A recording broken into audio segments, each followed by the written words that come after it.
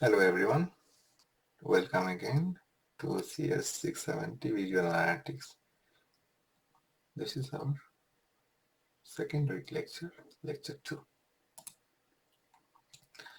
We have introduced several definitions in our last lecture.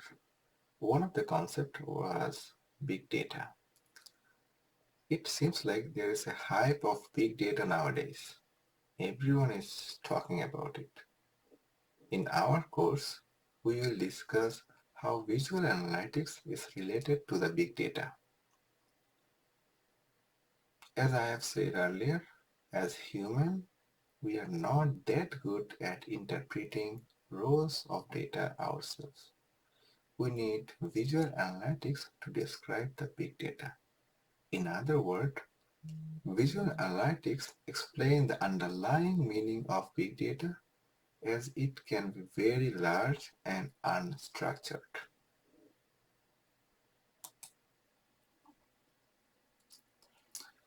Let's look at where these data are coming from. One very known source of data is social networking sites like Facebook, Twitter, etc. What type of data they are collecting? They actually collect everything, whatever they can collect. For example, what type of picture you look, what type of picture you like, how much time you spend looking at a picture, how much time you spend looking at the videos, what do you search for, who are you following, everything. The next question is, what do they do with those data? The answer is kind of simple. They do the advertisement. They sell your data to the company who can sell you products. Those companies give you targeted products that you most likely to buy next. Think about the Netflix recommendation. Based on what you have watched, they can give you movies and TV shows that you are most likely to watch next.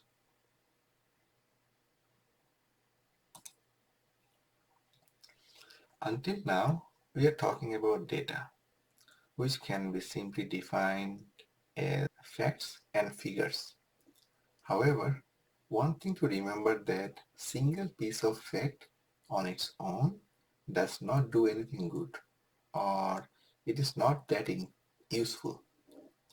For example, think about the case that in Netflix, if you watch and like Fast and Furious movie, this single piece of fact alone is not that useful or important to Netflix.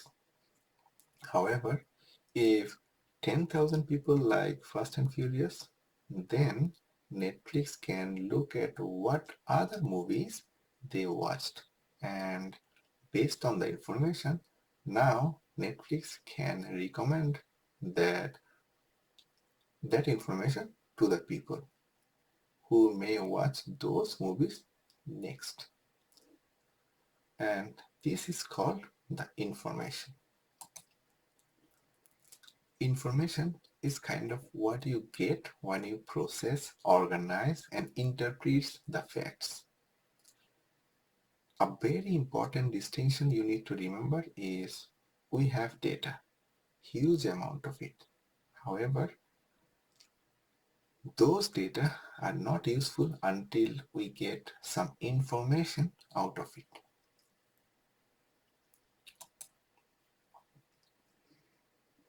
This table will give you a better understanding of differences between data and information. For example, data is a collection of facts. Information, on the other hand, is how you understand those facts in context. The context is very important here, as we will see in the example in the next slide. Usually, data is not that useful on its own, as we have seen in the last slide. In the world of computers that we are living in right now, you may think data as kind of input. and information is kind of the output from the computer. Let's take a look at some examples to make things a little bit more clear.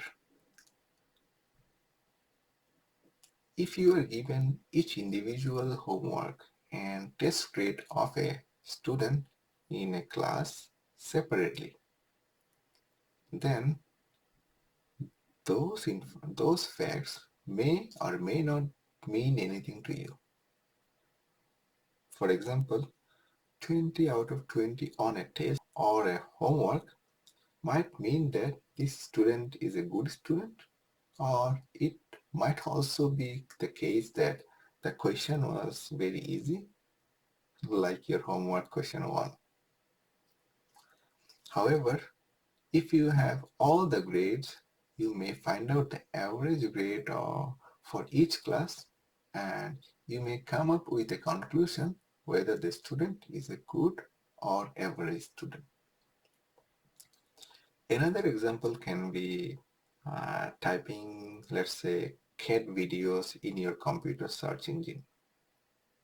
And you can think of this as input, and getting the result of all the videos of cats, you can think of that as output or information. Next, let's say you have this number 55512377798. It may not mean anything to you. However, if you know the context, if you know that it represents a phone number, then this number is can become useful to you, and you may save it to your phone. Let's say you also have these numbers 100, 212, 0, 32. If someone gives this number, you may not get anything out of it. However, if you take a closer look, you may see that these are kind of freezing and boiling point of a water. So with this information, these numbers became useful to you.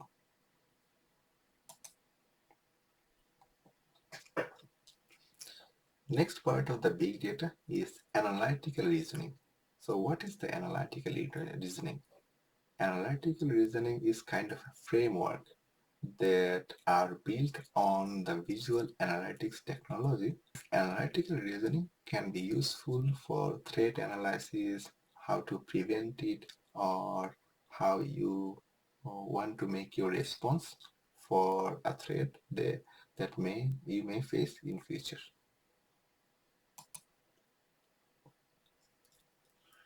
There are several key parts that we need to discuss when we are thinking about visual analytics. Some of the examples are storage, system design, data structure, scalability of algorithms, etc. First thing we need to discuss is the storage. Data needs to be stored somewhere. For example, data can be stored in a simple text file. You may be familiar with the file format called CSV, which is nothing but just a comma-separated simple text file. Data can also be stored in Microsoft Excel file. Maybe you collected those data, or maybe someone gave those data to you in a Microsoft Excel file. Or most of the case nowadays, what happens, data can be stored in Google Drive, Dropbox, cloud storage that we use. Moreover, this data can also be stored in some kind of database like Oracle, IBM database, etc. When you open your Tableau, you will be able to see how many data sources from where you can use the data from. Take a look at the screenshot here. However, this screenshot may look different based on your subscription of Tableau. And if you have used the key that I provided in the last lecture slide, then you will see the exactly same window that I am seeing. So this window represents all the different sources that you can get the data from, and you can bring the data into Tableau. Next, we'll talk about system design. Data might be unorganized, and to analyze them, you need to have some kind of system. For example, if your data are coming from database, you may have tables that represent those data. If your data are coming from some Excel file, you have column to describe. You have column name to describe what kind of data you have that in that column. Within your system, you have to have some kind of data structure. You use data structure to access the data efficiently, and you also use the data structure to store data efficiently. Sometimes you have to make some compromises. For example, you store duplicate data that increases your memory requirement for the database for the sake of efficient retrieval of the data from the database.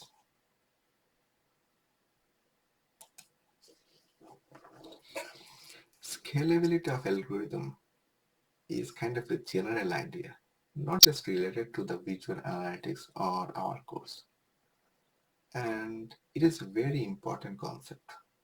What it means is the algorithm is able to maintain the same efficiency when the workload grows. Same efficiency does not mean the same time.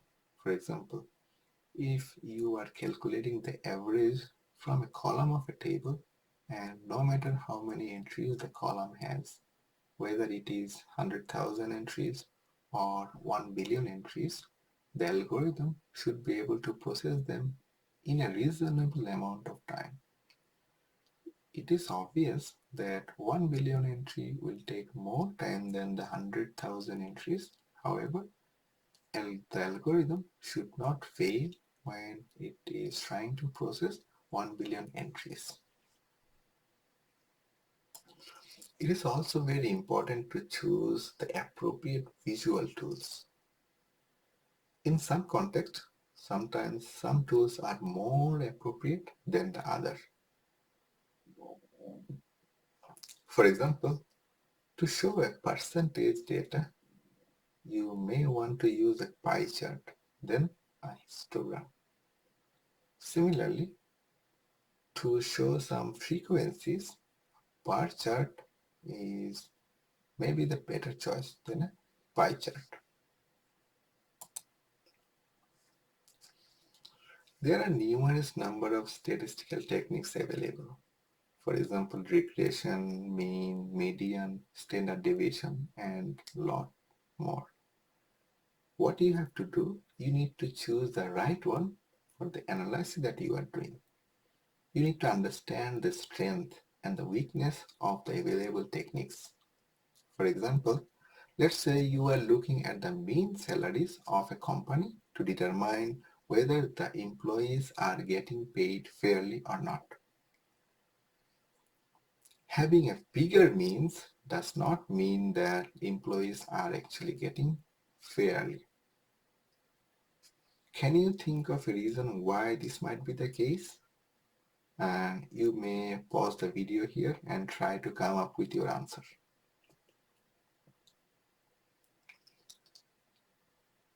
Hopefully you got some answer for yourself. However, let's discuss what may be the reason. The reason is mostly because of the term called outlier. That means maybe the CEO is getting paid in millions while most of the other employees are getting paid in only tens of thousands per year. Now, what can you do? You may look at the sample data and figure out whether there are some outliers and exclude those from your analysis. However, the problem is this exclusion may give you some other problem. For example, let's say you are also trying to figure out what should be the budget for the next year, and excluding the outlier will not be a good choice in this scenario. So what else we can do? Instead of excluding the outliers, to figure out whether the employees are getting paid fairly or not, you may choose to look at the median of salaries. In summary, so median can be a good choice for this specific type of question.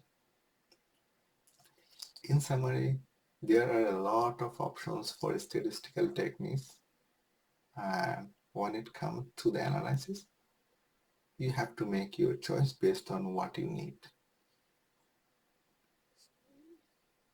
Keep in mind that the vision analytics can help you greatly in this search.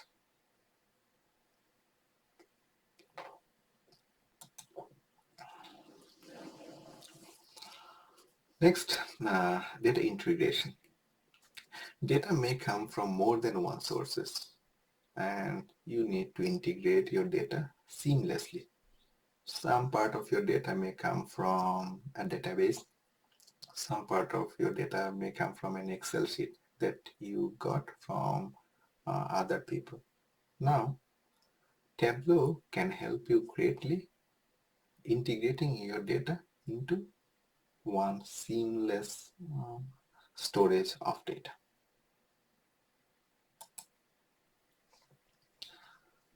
So next we will be talking about some database basics, because whenever we are talking about data, data may come from databases and you may need to know about some basics about the database. I'm not sure how many of you have taken the database course earlier. If you have taken the database course, this concept should be very easy for you. Even if you have not taken the database course, I will try to explain things as clearly as possible so that things become more clear.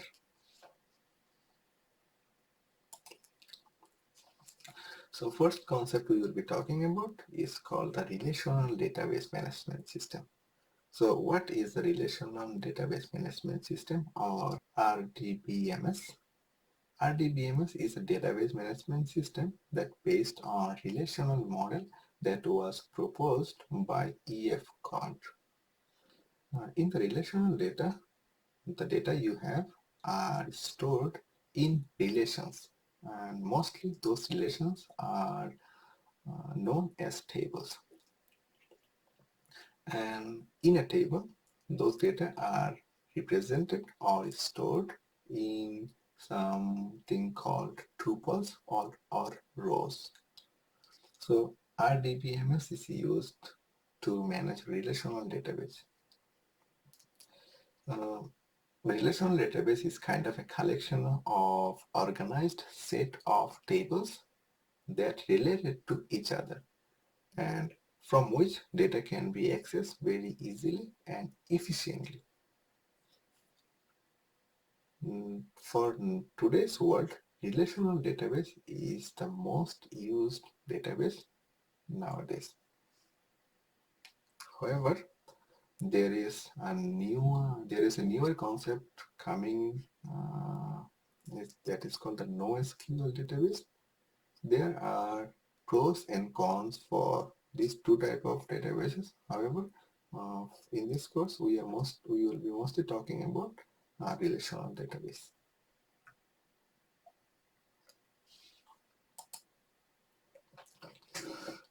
In the RDBMS, what is a table? So, in the relational database model, table is kind of a collection of data elements organized in terms of rows and columns. A table is also considered as a convenient representation of relations. So we are talking about relational database, and this table are called the relations. The problem is a table can have duplicate rows of data.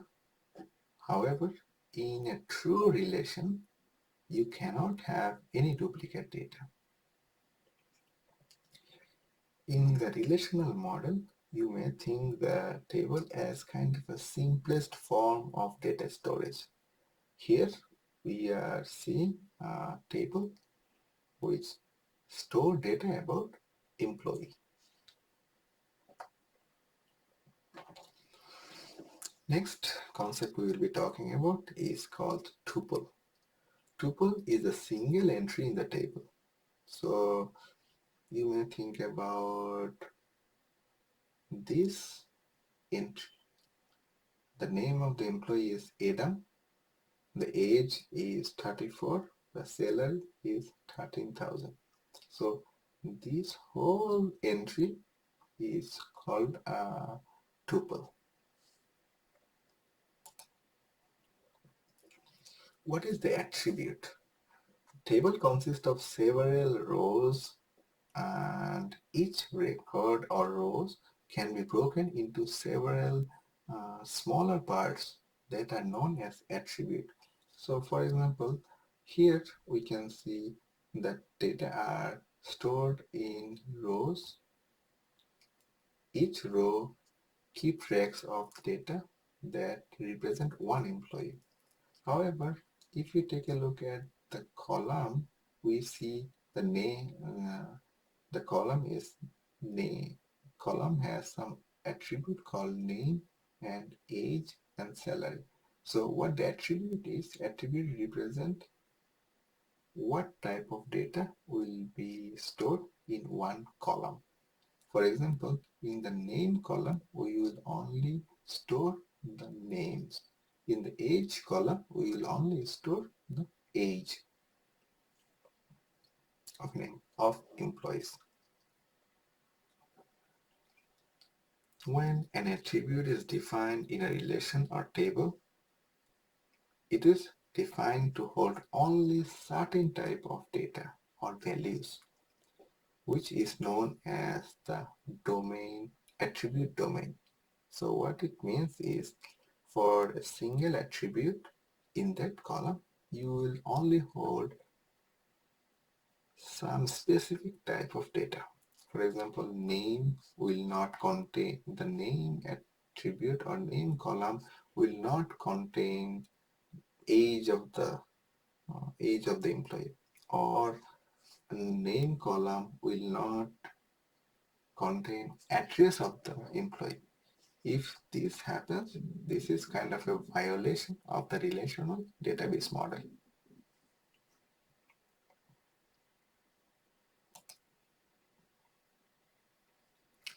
Next, we will see the definition of the relational schema. So the definition is, a relational schema describes the structure of the relation with the name of the relation or name of the table, its attributes, and their name and type. So you can think of the example of the class versus object. What it does, what the class does, class describe the object.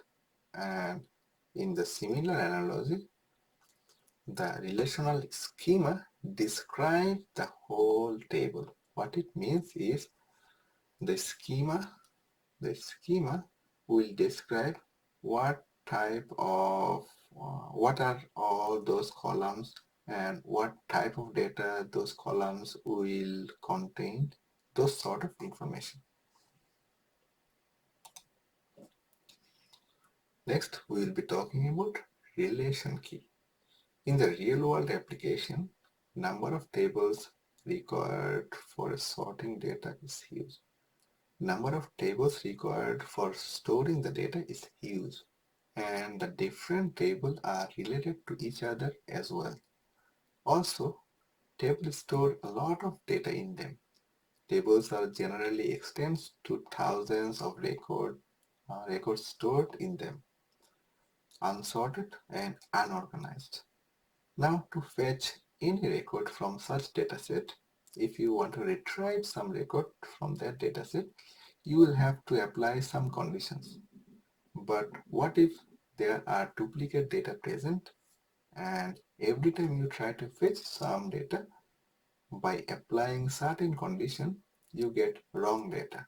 And how many trials before you get the right data?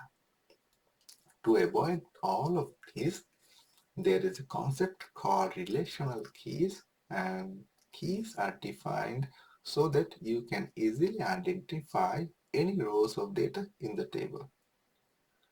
There are several types of keys. For example, super keys, candidate keys, primary key, foreign key, etc.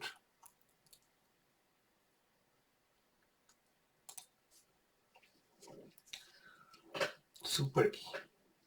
So super key is defined as the set of attributes within the table that can uniquely identify each record within a table.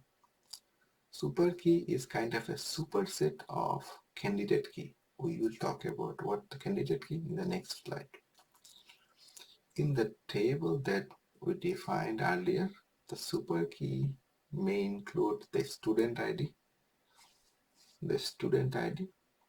and super key may include the combination of student ID and name, or the super key can be a phone number of a student.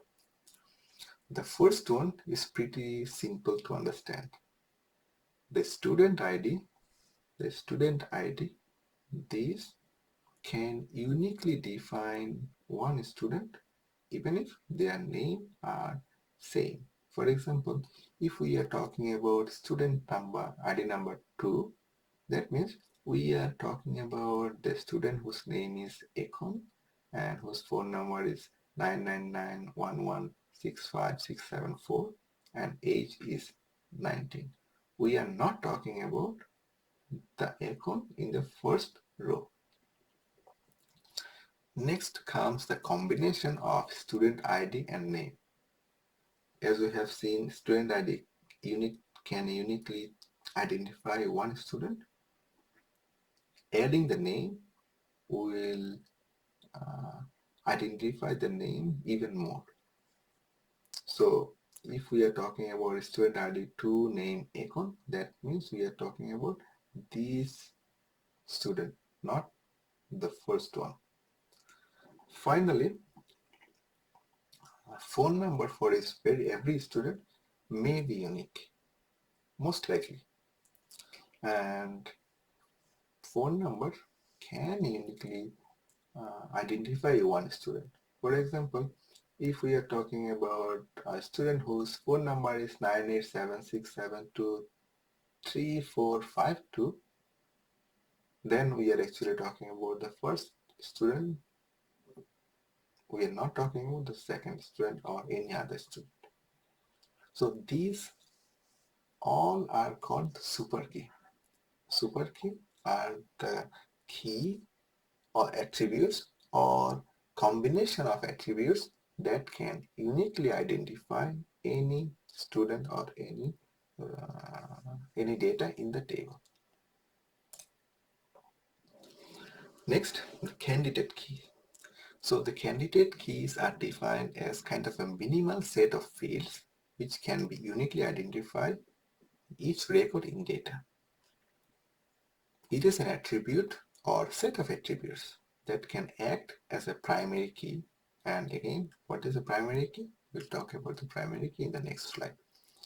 So this is an attribute that can act as a primary key for a table, or which can uniquely identify each record in the table.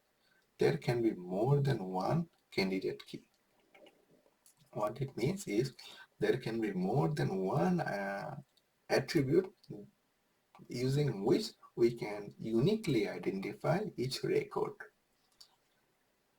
In our example, student ID and phone both can be the candidate key for the table named student.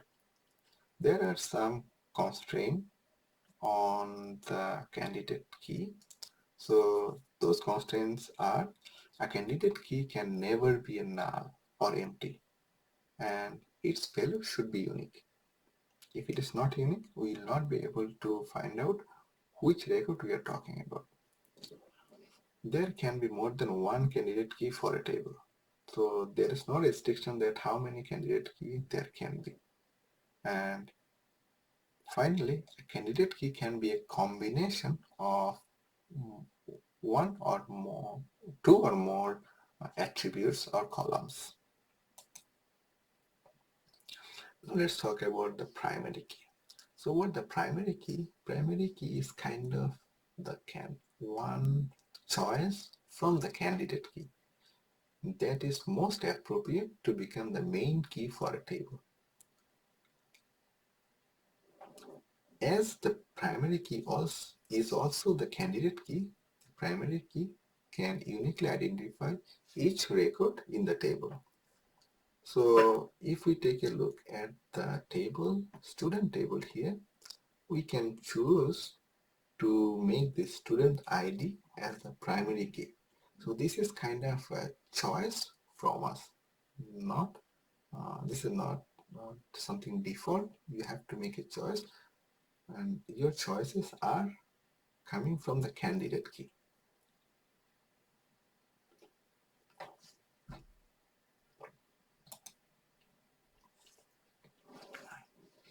Next, we will be talking about foreign key. So as we have said earlier, that relational database consists of a lot of different tables, and those tables are kind of related to each other. A foreign key is a column or group of columns in a relational database table that provides link between data in two tables. This is kind of a cross-reference between tables because it references the primary key of another table. So if you take a look at the example here, this table is called the student table and this table is called the classes table, and the middle table is called the enrollment table. So in the enrollment table, you have two keys, that is student ID and class ID. And these two IDs are called the foreign key. However, if you take a look at the student key, student table, the student ID is the primary key. If you take a look at the classes table, the class ID are the primary key. So these two are actually primary key for other table. What this foreign key does, they they cross-reference data from the student table and class table. So you will be able to find out which student takes which class, or which class has all the students. So that is kind of it for today's lecture, and we are going a little bit slow. Hopefully you have already downloaded the Tableau in your system and activated it. Now before going to demonstrate the Tableau, what I want you to do is kind of go to the Tableau website and finish this getting started video. What this will do, this is kind of a 34 minutes video that will give you some introduction that you need to know to get started with Tableau.